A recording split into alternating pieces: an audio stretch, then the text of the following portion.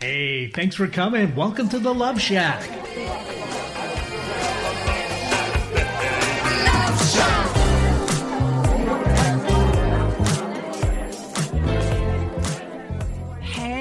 Welcome to the Love Shack. It's a little old place where we get together, explore fresh perspectives, and eavesdrop on juicy conversations and uncover the mysteries that nobody talks about but absolutely influences our relationships.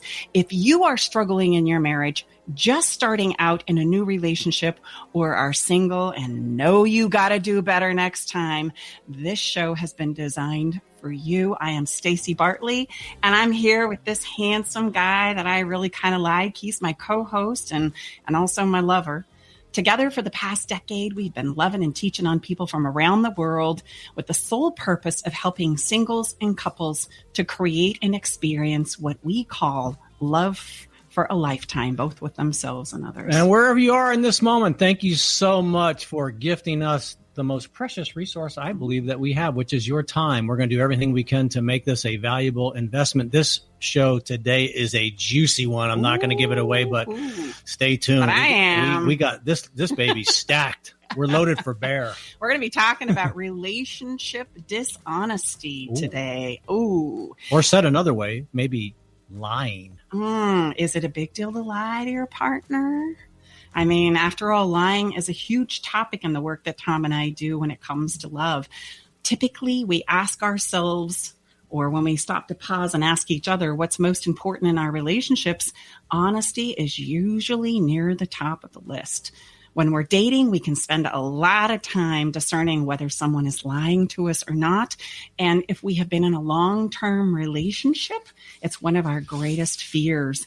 And by the way, I don't want to give anything away, but it's inevitable that at some point in time, your partner is going to lie to you. Now, if that lie gets caught, it creates this sense of betrayal, right? It's, oh my gosh, this must be a problem. But listen, have you ever stopped to wonder why it is we lie as people, as human beings? I'm going to be the bearer of bad news here, and I'm going to share with you right here and now that everyone lies. Ugh. Yes, even you. Some people simply lie more than others. And if I were to point out that lying is usually a sweetheart message, you would probably think that I'm crazy and have no idea what I'm talking about, because everyone can relate to the pain of being lied to. Well, I'm not going to ask you to take it from me. We have an incredible guest who just happens to be a lie detective, an expert on the matter. And we're going to come back in just a moment after our quick break and have him join us with the show. And he's going to tell you all about it. So join us for Is Honesty in Your Relationship a Big Deal? I don't know. You'll have to join us to find out. We'll be right back.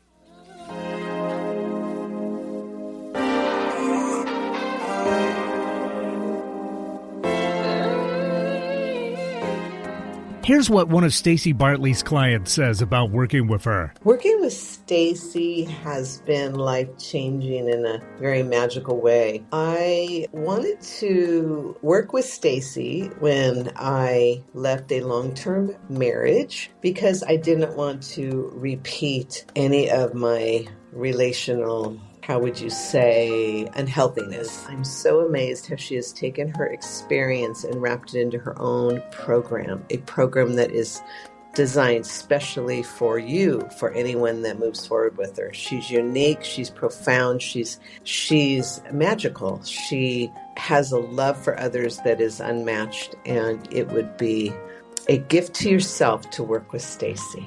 To book your 30, 45-minute, or 60-minute session with Stacey, go to staceybartley.com/checkup. Hello, I'm Nathan Mum. Join me and Mike Roday as we host a weekly technology show that talks about technology for the everyday common person. We are a live radio program that airs Saturday from 4 to 5 p.m. on YouTube, Facebook, and Twitch. If you go to facebook.com/TechTimeRadio, youtube.com/TechTimeRadio, or twitch.tv/TechTimeRadio, you can catch us live Saturdays from 4 to 5 p.m. You can find us at all podcast services online, from Apple to Google and everything in between. Are you ready for something real, raw, upfront, and honest? Then tune in each Wednesday at 2 p.m. right here for Love from the Hip. I am spiritual hypnotherapist, master esthetician, and the host, Sakura Sutter. This show is unlike anything you have ever heard and was created to help others to help themselves. Hear me follow up with guests I have hypnotized and see how it has improved their lives. I will also spotlight amazing people from around the world. There's skin tips, live readings, and answers to life's burning questions. Join us each Wednesday at 2 p.m.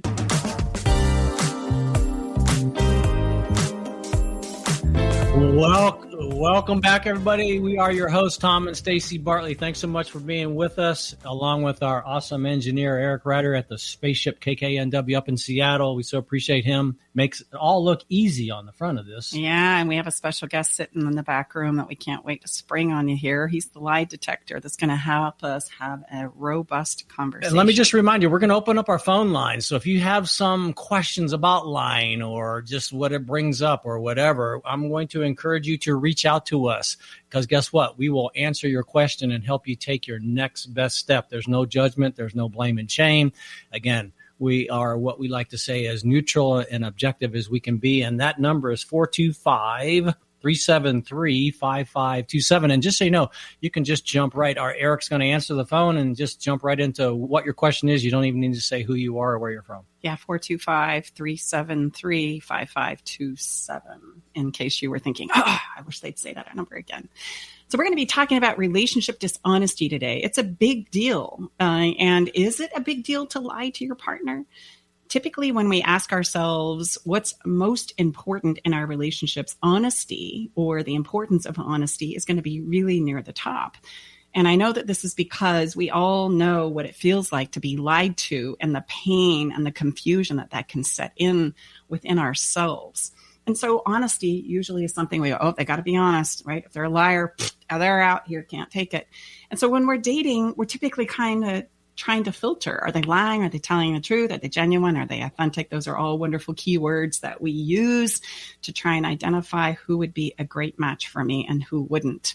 If I'm in a relationship long term, I'm trying to get over perhaps some lies and some places of misstep and messes that we have made in our relationships. And sometimes, depending on how big or small they are, I have a difficult time letting go of that. So the idea of honesty and lying becomes essentially very important. But the reality is we all lie. And we're going to help you understand why that is and maybe create some peace and a new perspective around that today. And you don't have to take my word for it. We have an incredible expert to join us here. Today in the Love Shack, it's our lie detective, Mike Gourday, who happens to have a master's degree in forensic psychology, backed by over 20 years of experience working in the field of psychology. And he assists those with addiction and mental health and disability areas, some really heavy lifting in the field that we work in. And in addition to which, get this is why he's here to talk to us about lying. He has specialized training and certifications in facial expressions and muscle movement.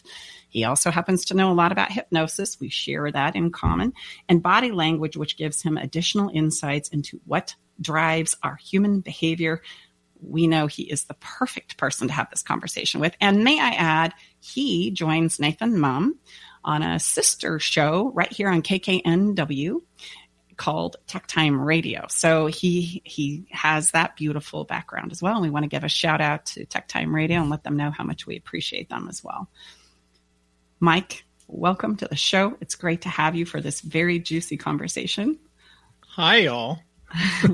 I bet you don't. How are you? We are good. I bet you don't get asked out to lunch much. Shh, don't tell anybody. Once we hear credentials like that, it's like, oh, heck no, I can't be going there. I get a lot of questions about that, and that does make a lot of people nervous when they find out about my background. So, yeah, it can be. And I don't really think of myself as a lie detector. I've just studied that as part of my overall human behavior studies. But thank you for that compliment. Yeah, absolutely. You know, when I was writing the description for the show, it kind of made me chuckle a little bit. I said, honey, we're going to call him the lie detective. Yeah, Nathan calls me the lie to me guy all the time. And he's always trying to stump me. To see if you can catch him in a lie or not? Yeah. He's figured out how to do it, though. So that's hilarious.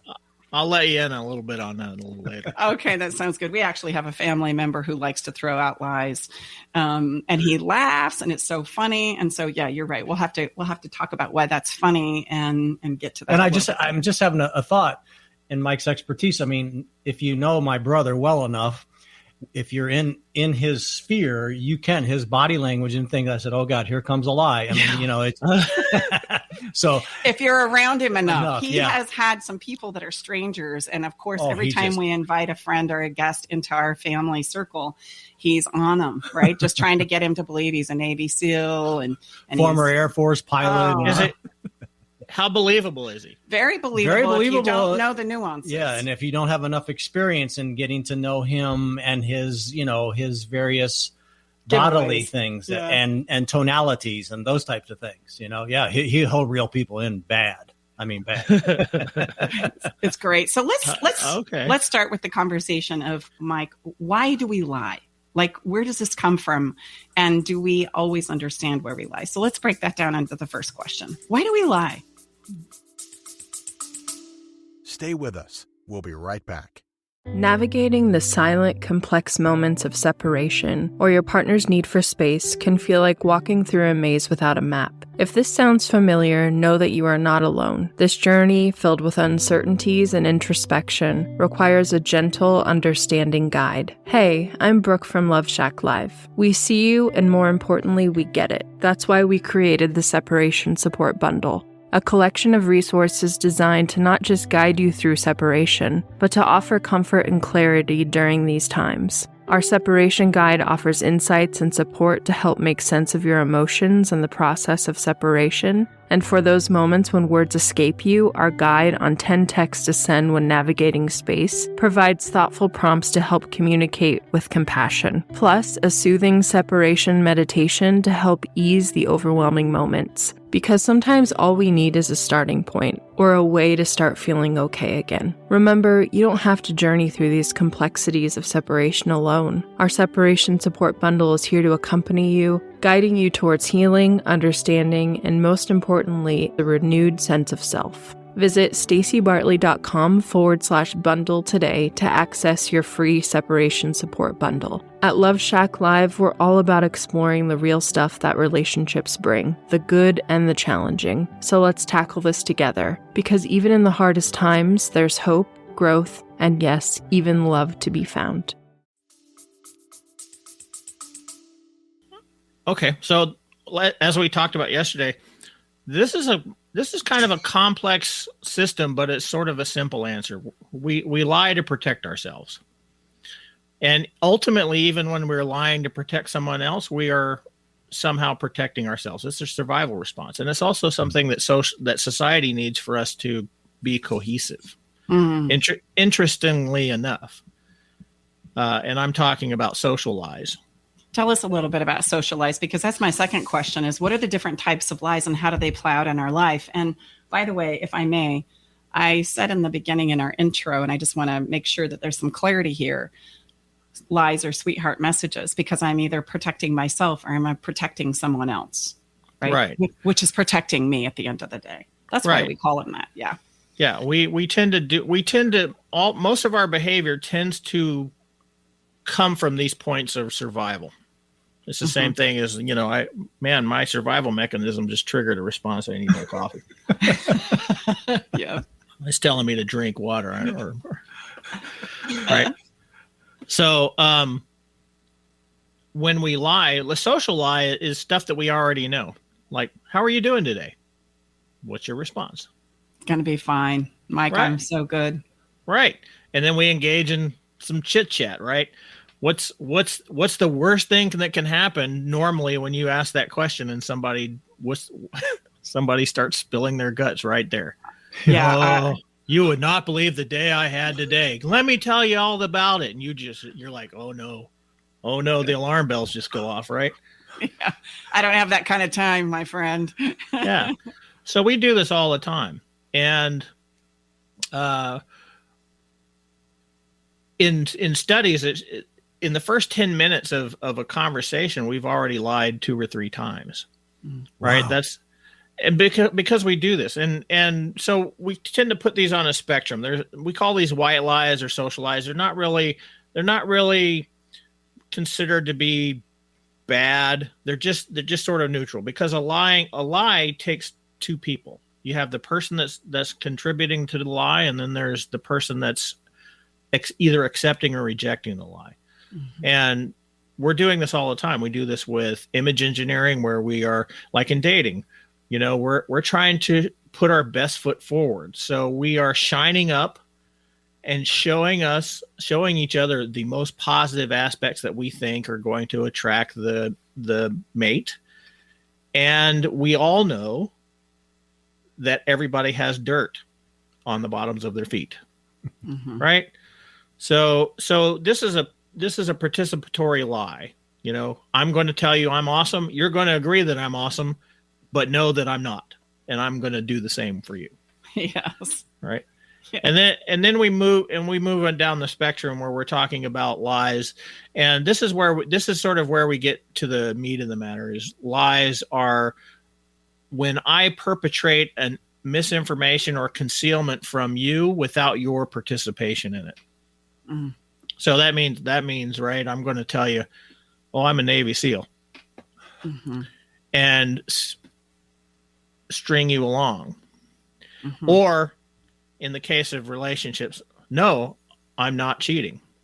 Mm-hmm. Or no, I'm not doing whatever. I didn't spend all that money. No, I'm not doing porn. Right. I'm not watching porn. And we do that because what happens if I admit that? Part of us is going, well, I'm going to really hurt that person that I'm telling. Right. Mm-hmm. And that's something that we consider, but ultimately they're going to know that I'm not a good person, or I'm going to feel guilty, or I'm going to be responsible for this pain. And I don't want to deal with that. Mm-hmm. It kind of goes into this idea of, I don't want you to think less of me. Yeah. There's the perspective I have of myself, but there's also the perspective I want you to have of me. Right. Because one of our greatest drives in life is to belong. Mm-hmm. We need relationships. And it's an interesting thing when we think about it in terms of like political parties fighting each other and everything. We still desire each other's needs, right? We still desire those people to accept us. But when they don't and they reject us, we get angry and we start firing back because we want them to accept our way of thinking, and vice versa. That's how we get into these conflicts. So you're seeing this across every human facet where we're doing these sort of I want to be acceptable to you. I don't want to be rejected by you. And then so we have that social piece, and then the other piece is a hierarchical piece, right? We desire individuality. We want to do things that are seen as positive, and we have a need for some sort of power and influence over other people. So, like chickens, we try to find our pecking order. We're trying to figure out where we belong in these social schemas, and part of those schemas is lying. Mm-hmm.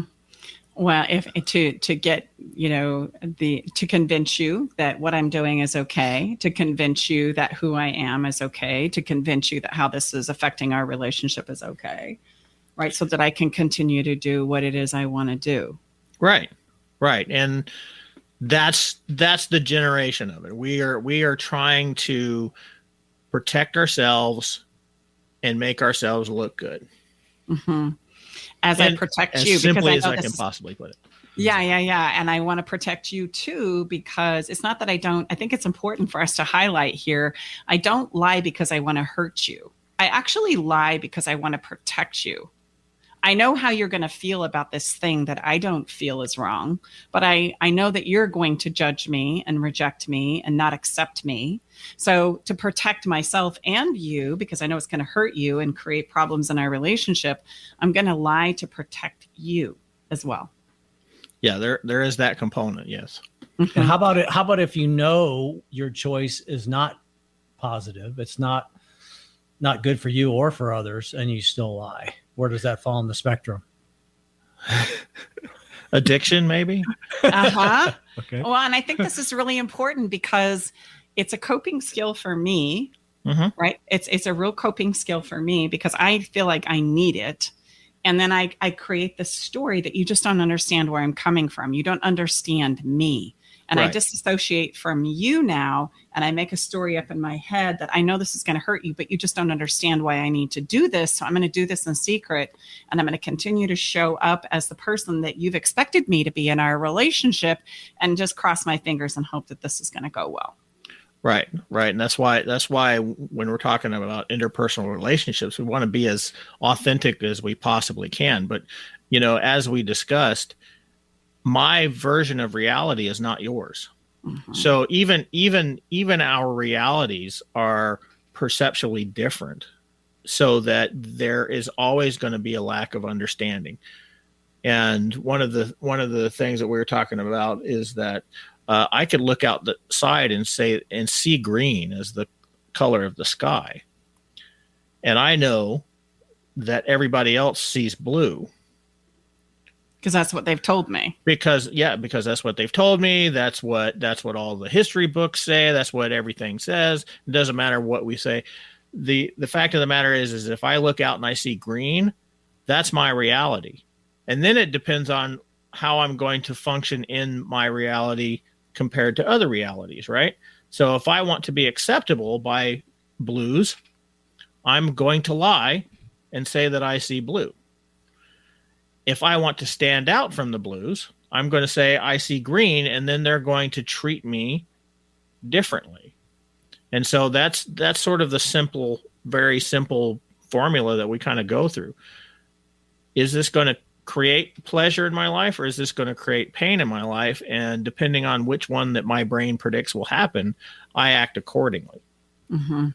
I agree, because that's as difficult and as hard as it all is, right? When the human motivation, emotional body kicks in, is this going to take me to where it is I think I want to go, or is it going to prevent me from where it is I want to go?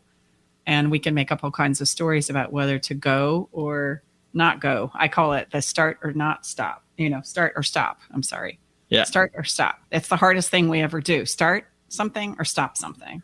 Yeah, that's where our consciousness really plays a really large part in how we move through our environment, right? So if I decide to stand on the green color, that means I have to consciously defend that, and I have to consciously continue to say that that's green, even though my emotion responses are going up and down and back and forward and all this other stuff. It's the same thing with love, right?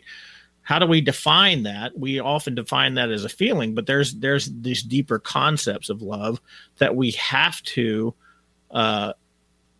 define through a conscious frame, right? I love this person even though I'm really pissed off at them. Mm-hmm. Right. We have to consciously be able to do that, because if we let our emotions go, and this is one of the problems with some of these emotional dysregulation problems like abuse, is that I am letting my emotions dictate how I'm going to treat someone I love. Yeah. And when somebody is mistreating somebody that they say they love, do you feel like that's really genuine? What are your thoughts there? Say that again. If I'm mistreating somebody that I say I genuinely love and that I care about, do I really love them? Well, you're just all into these comments. I mean, wow.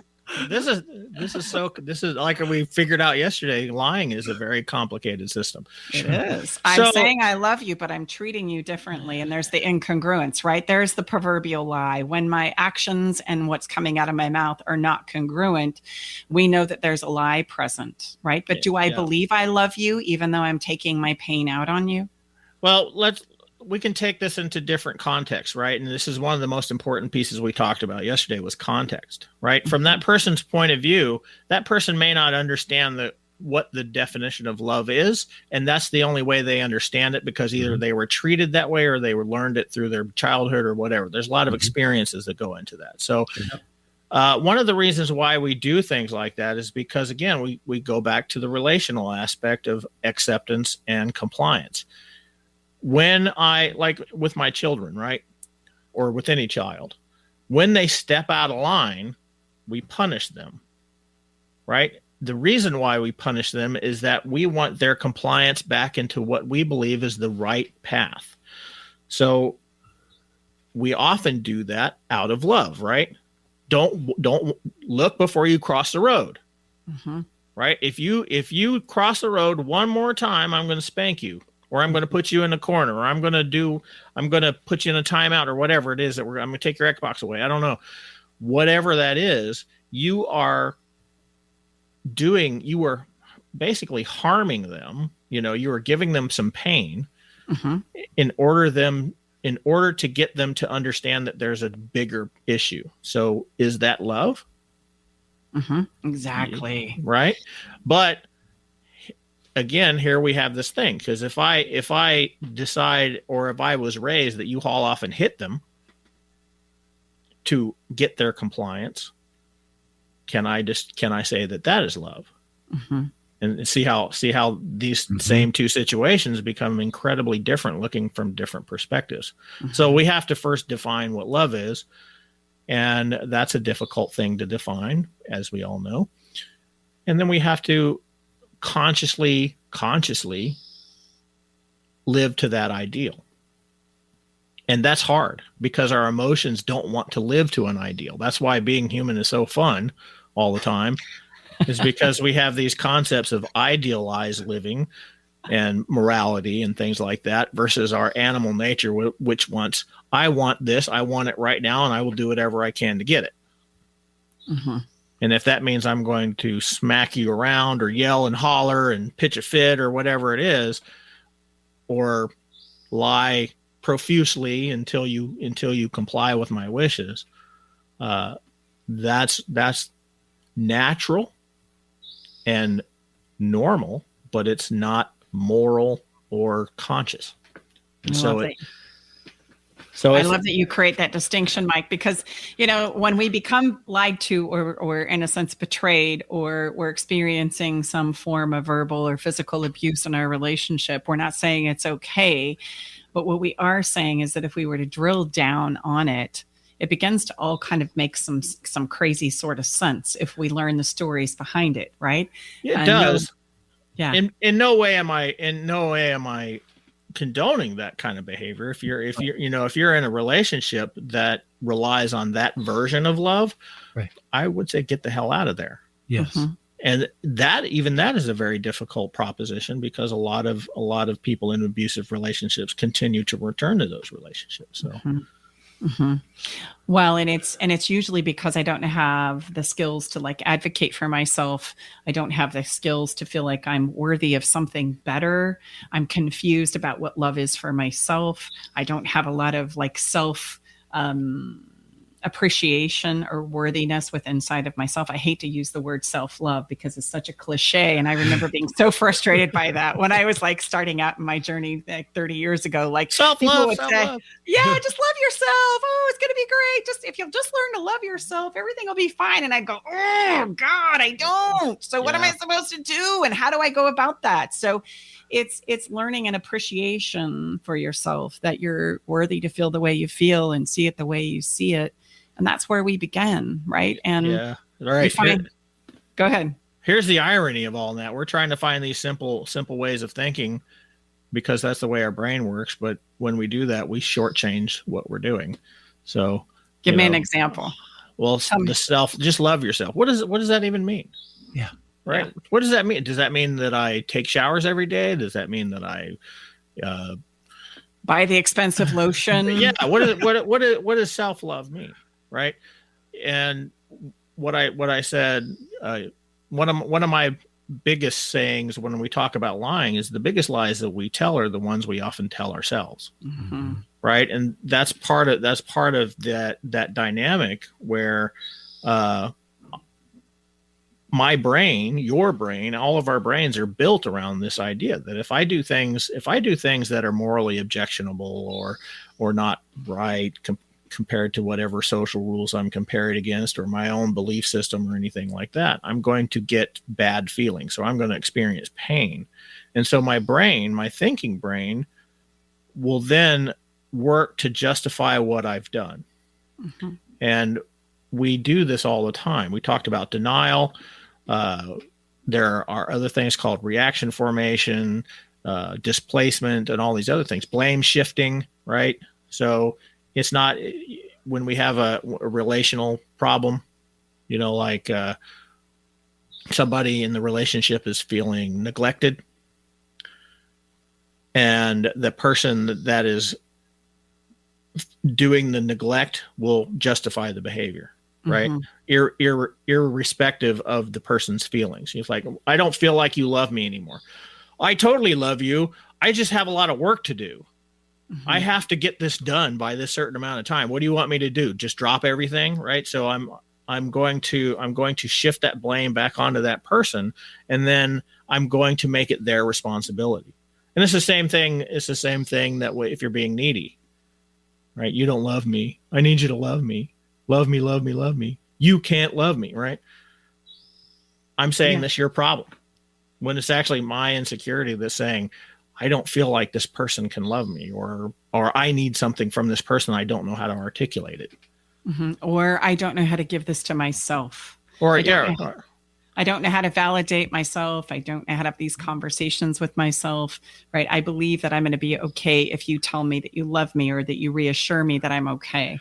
Right. So we tell them, oh, just love yourself and you'll be okay. And then, and then they go, oh yeah, I'll just do that. And then they go out into the world and they receive like 20,000 bajillion messages that they're not good enough because they watch TV or they listen to the radio and everything says, oh, don't get old, use this product. Don't look ragged, use this stuff to clean your clothes. Wear this type of, you have to look like this, you have to smell like this, you have to act like this, you have to do this. And so we have a society that has deterministic abilities to put us into these holes of non-self-worth. And we pay attention to it. Because that's our human need to belong. So when somebody is continually telling you don't belong, well, how do I belong? How do I belong? Well, you need to brush your teeth with this, and you have to wash your clothes with that, and you can't get fat, you can't get too thin, it crosses all kinds of different lines. You can't be this color, you can't be that ethnic group. It's kind of stupid, but that's the way we build our culture around these ideas, and we spend a lot of time using psychological tools in order to get people to buy stuff, and we don't take time to recognize that we're actually doing a disservice to folks by creating these pain points or accentuating pain points that they already feel. So I'm so glad you brought that up. One of the things that makes me crazy about marketing, and especially in the relationship space, is something to get everybody's attention is say this one line and they'll stay with you forever. Yeah. And I just go, oh, how come people can't see through that? That's ridiculous. There's not one line that's ever going to see you through anything, right? Logically, that makes no sense, but emotionally, that feels really good. You're like, what's the one line? I got to know what the one line is. I got to know the answer, and that's our drive. If you look at everything that we do technologically, we do socially, everything is about finding the simple answer to a problem. And so we isolate that problem, and then we try to work to answer that problem as simply as possible, because that's the way our human drive is. We want simple. We want something that's easy because that's our perfect survival mechanism. Mm-hmm. And then we fail to realize that when we solve that one problem, we create other problems because this problem is related to this one, which is related to this one, this one, this one. So we have this natural drive to figure things out, but we're creating all these problems trying to figure it out. Look at the technology. Last time we talked about how technology is creating all this weird stuff, right? And then go ahead. I was just going to say, when we were putting the show together yesterday, which was so wonderful, by the way, thank you so much. I couldn't believe it. We got off the phone and it was like 2 hours later. And I'm like, oh my gosh, holy crap. But it's always so great to connect with you. But on a different note, you shared a story with me that I think would be appropriate right here in the show, where you decided to step in and be a car salesman. And what did you discover about lying when you stepped in to be a car salesman? Oh boy, that's a dark part of my history. Okay, I'll hold your hand. We got this. All right, I'll give you the lowdown. Okay, so when I was coming to Seattle, I was trying to look for a job, and I work in the field of psychology, and at the time I was working with youth with addictions, and so I found an organization up here which served that population, and I got an interview and I got a job offer. And in the interim of getting everything set up to move here, that position was out budgeted. They took that position out because they couldn't afford to pay it anymore, and they neglected to tell me that when they offered me the job. So here, right? And again, we can look at this as, was that a lie? It could have been. Yeah. Or not. And they failed to recognize that I would be placed in a bad position, or they didn't know it and it just sort of surprised them. So here I was, adrift, no job, technically homeless, and I just bought a car so that I could move up here. And I was like, oh crap, what the hell do I do?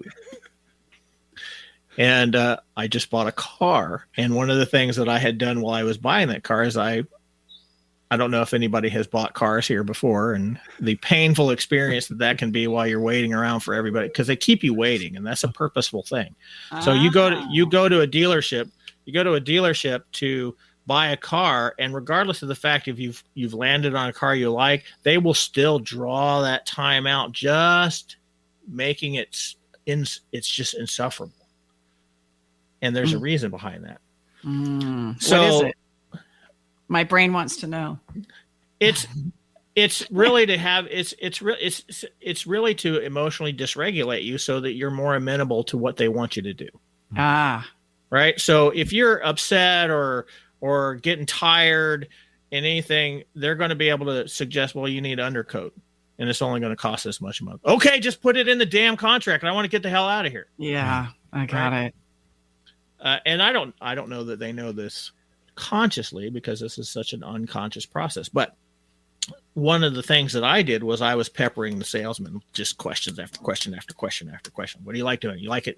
What do you do? Do you live by yourself? Blah, blah, blah, right? So I was faced with this thing where I either had to stay where I was or move to Seattle, and I decided I was going to move regardless. And so I started calling all the local dealerships and asking them what it was like to sell cars. And like I told you, I got a lot of cussing out, and I got a lot of hanging up because I wasn't interested in buying a car. But I got two people that told me what it was like, and the second guy offered me a job. And I was like, okay, I'll do that. So here I am. I come to Seattle, and I'm a car salesman. I figure I'm a psychology student of psychology. I should know how to do this. I'm a pretty honest guy. I really do like people and want to help them. So I think all this is going to be my thing. So I get here, I engage in this process, and I am really given a huge slap in the face, because none of that stuff seems to work. In fact, the more I try to be nice, the more people think I'm a liar, and the less I didn't sell anything. And then I started watching all the other salesmen and learning sales techniques and things like that. And the more vague I could be, the more I could sell cars. And that's where we were talking about context coming into this piece, is that the context is buying a car is like being in a really bad marriage that nobody wants to get out of. Everybody distrusts everybody, and there's a lot of animosity, and it's an adversarial type of relationship.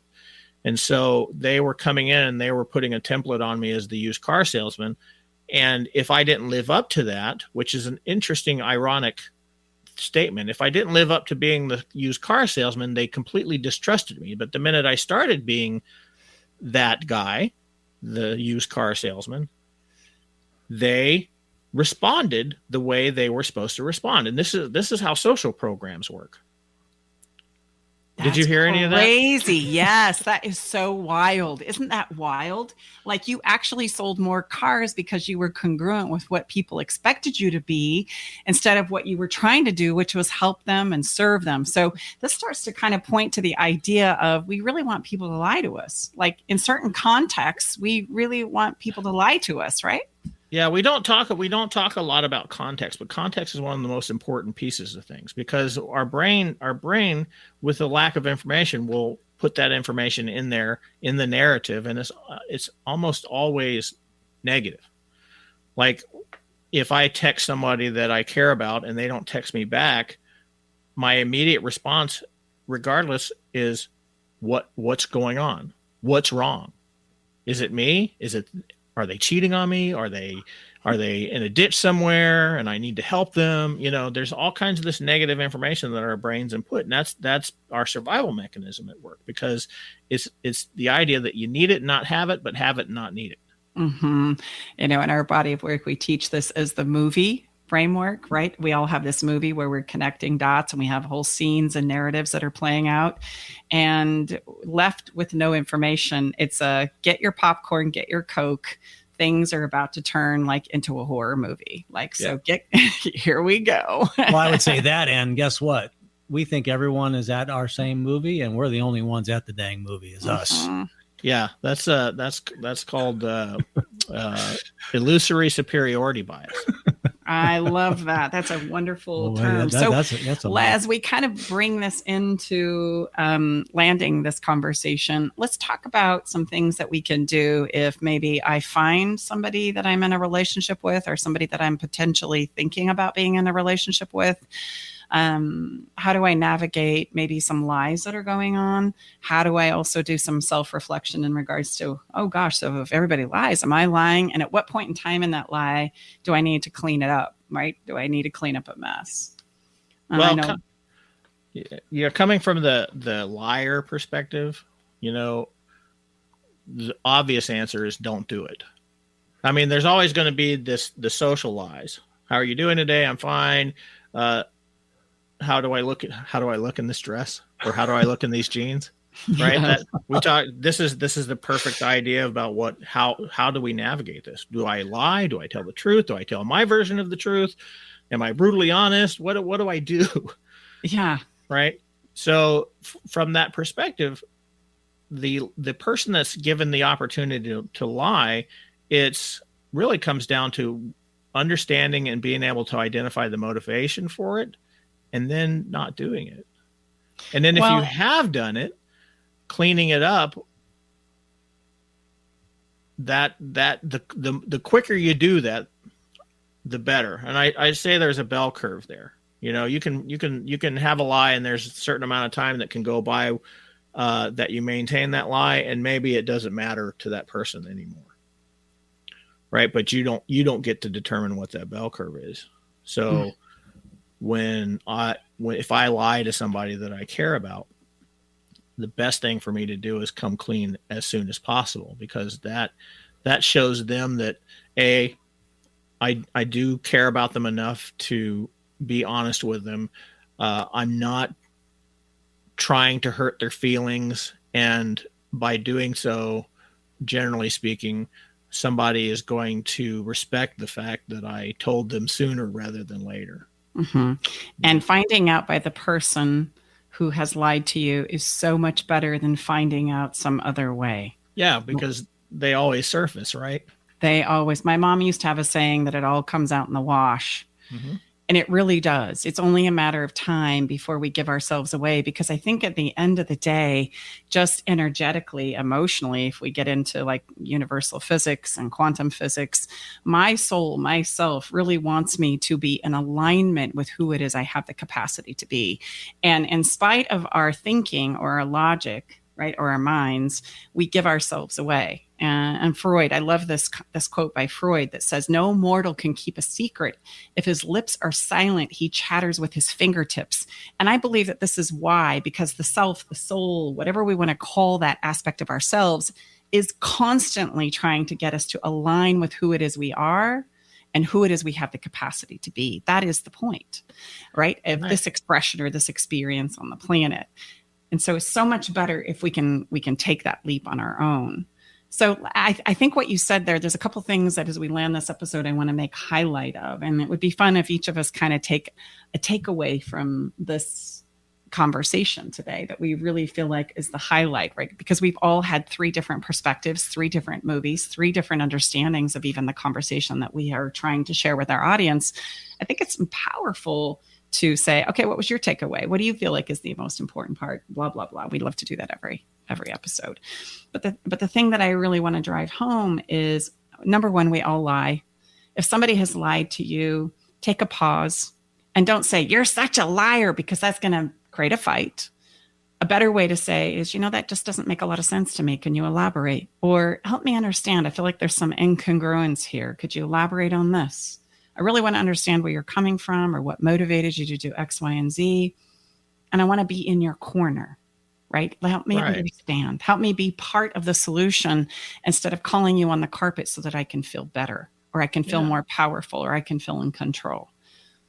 It's not so much what you say, but how you say it, right?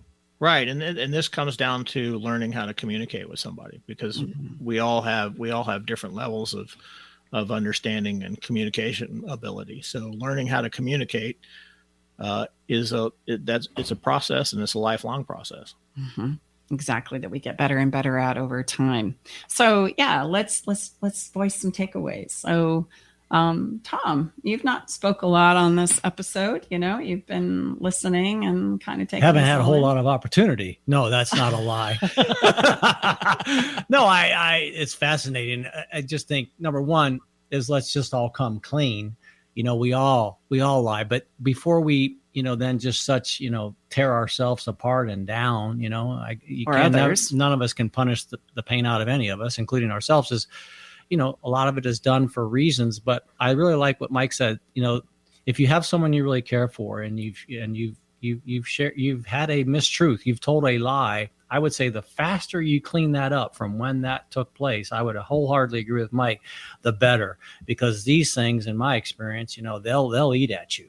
They will. And in our body of work, we say the the greatest place to create it, or the greatest way to create intimacy, I was tongue-tied there, is to create a place and sense and experience of permission and safety. So when we have the courage to share something that we know is difficult, we're not going to get our head taken off, right? I mean, there's a lot to the environment of which will promote less lies. Mm-hmm. Yeah, that's so true. And we have a difficult time, especially when we're being lied to understand, well, why does somebody feel like they need to lie to me? Am I making it safe? Is there space to have them come clean, or am I creating an environment where they know it's going to be punitive? And if it's going to be punitive, then they're going to probably continue to lie to me.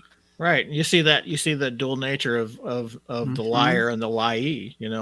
I may be creating a situation that somebody is going to lie to me because they know if they do or they don't, they tell me the truth, I'm going to fly off the handle and do stupid stuff. So yeah, exactly. So what's your takeaway, Mike? Don't share about my dark car sales. All right, fine. No, it's okay. That's just a very interesting experience that I had. Yeah. Adds to the depth of your resume, sir. Yeah. And I want to leave our listener with the idea of give yourself and others some grace. We all lie. And we're all really trying to do the very best that we can. And if I'm lying, I'm protecting myself, or I'm protecting you, or both. And so we need to learn some skills about how to turn this communication thing around. Remember, it's not what you say, but how you say it. That's everything, right? That's going to make or break the difference. So, Mike, thank you. You're welcome. Go ahead. I was just going to say that my biggest thing is learn why we do things.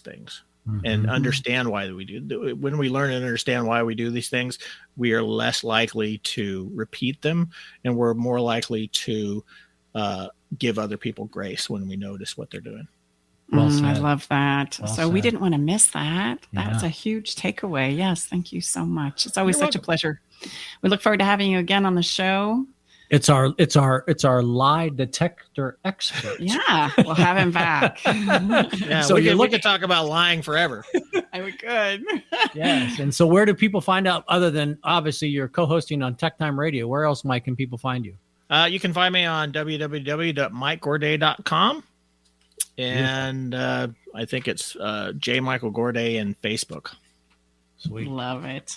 Thanks so much, Mike. Big squeeze to you. All right. Thanks for having me again. You betcha. We'll see you soon. Okay. Take care. All right. Bye-bye. Bye-bye. Hey, we're going to jump into Follow the Fun. So we do an episode on Follow the Fun because it is the way we emotionally refuel and recharge. And let's be honest, with all this conversation about, lying. Yeah, man, I gotta wipe my brow on that one, baby. I know. Woo! It kind of makes us all sweat. So we're going to change the station. So we can on go us. from lying to Follow the Fun. That's a beautiful yeah. transition, ladies and gentlemen. And we can. And this week's Follow the Fun is a trinket gift hunt. All a right. trinket gift hunt. Yeah. So here's how it works. For $20 and 30 minutes, you need to take somebody that you want to connect deeper with. It could be your lover, it could be your friend, it could be a daughter, a son, a brother, a sister, anybody that you want to create a connection point with. Take them to your local store, whether that be a mall or a Target or But now, a do you Walmart. take them or you go ahead of time? No, you go together. Oh, you go together? Yeah, you go together. Okay. All right. And the purpose is to find and purchase as many different fun, crazy, significant, or silly trinket gifts as possible with your $20 for the person that is with you. So the person you have the $20 and you're going, and the significant person in your life is with you, and then you're just they're kind of shadowing you. No. You're going to divide and conquer. So it's Oh. like 1, 2, 3. You go get what you think would be fun And the other crazy person and does the same. significant. Oh, And then we meet back, whether we meet at the center of the mall to do this or we go home and share our favorite beverage. We give our gifts in the little sack or multiple sacks. And as we pull them out, share each gift and why it is you chose this gift for the person. So what did you get me? Well, I got you some razors because I know you love a sharp razor to shave that beautiful bald head of yours. There's a lot of razor activity here, ladies and gentlemen. If you're watching us, if you're listening to us, I'm bald, by the way. But yes. So he loves a really good clean yeah, you razor. got to have, this is important. There's a lot of skin to take care of. And of course you love chocolate. So I got you a little chocolate bar. Dark chocolate. Not like, 90% cacao. Yeah. Cacao. Yeah. 70-ish percentage. Otherwise it gets a little bitter. Okay. Just so you know. And I also got you a little button that when you push it, it makes us laugh because Tom can get kind of serious. And every now and again, I got to shake him up a little bit. And so when he hits the button, there's this variety of like different things that go, ho, ho, ho, ho, ho, ho. And so when he's sitting in there all serious and stuff, I'll push the button. And oftentimes I get the look of like, really? Right now? And then he'll laugh. Inevitably, I can get a laugh out of him. So those were my 3 things. And you're going to have to go through my 3 things really fast because we're certain. Actually, I only got you 2. time. And that was at 2. I've got you the best $10 bottle of wine. It's the Yes. Italian bottle of wine that we just enjoyed earlier this week. That's from Italy. And also a wonderful Colombian coffee. Coffee. Because Those we are 2 love of my wine and we favorite love beverages. coffee. Yes. So let me ask you, are you stuck because there's nothing to be done, or are you stuck because you want to allow yourself to try something new? If you will do the Follow the Fun moments that we share with you each week on this episode, I promise it will change not only the experience with inside of yourself, but it will change the experiences that you have with others. And this is a really easy thing. That sounds cute. That sounds wonderful. But there's nothing like participation.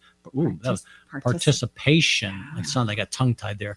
Nothing like a participating. Again, Stacy and I, look, we do this because it's important for us. It's important for any of us. And it really does change up. And it's really not that big. We think it's a big deal, but if you would just step in and do it, it really, really can create a really unique new experience. Yeah, for sure. So if you're not already on our fun list, go ahead and get on there. We give you weekly fun tips as well as we do a giveaway each month. We just did it for July. So go ahead and do that. And here at the end, when we do our intro, it'll give you all the juicy details about how to do that. And as we land this episode today, we now have given you a lot to think about, and we want to give you something to feel. So each week we choose a theme, and there's nothing to help us feel more than music. Music puts us into a different place within inside of our human experience where we get to feel the conversation that we've actually talked about.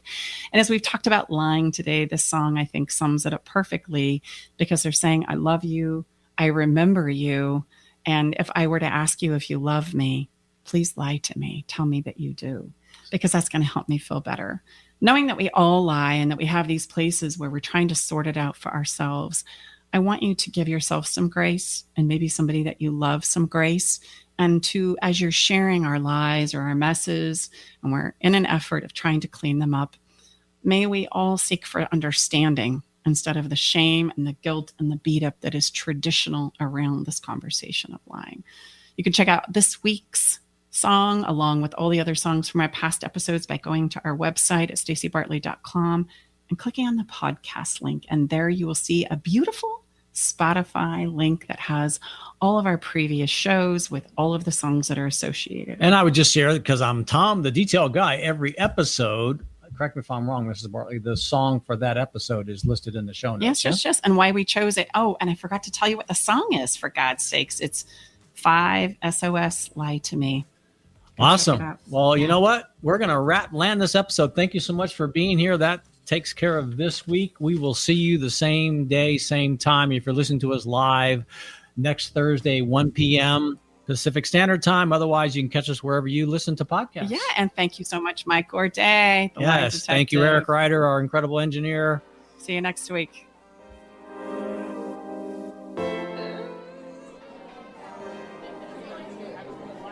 Thanks for joining us today in the Love Shack. We hope you came away with something that made your toes tingle. To learn more about everything you heard on today's show, go to staceybartley.com/podcast. Love the show? Help us spread the love by sharing the show with others. Okay, everybody, time to go. We got to close the doors to the Love Shack for this week. You don't have to go home, but you can't stay here. Come back next week, though, and join us for another edition of Love Shack Live with Tom and Stacey Bartley.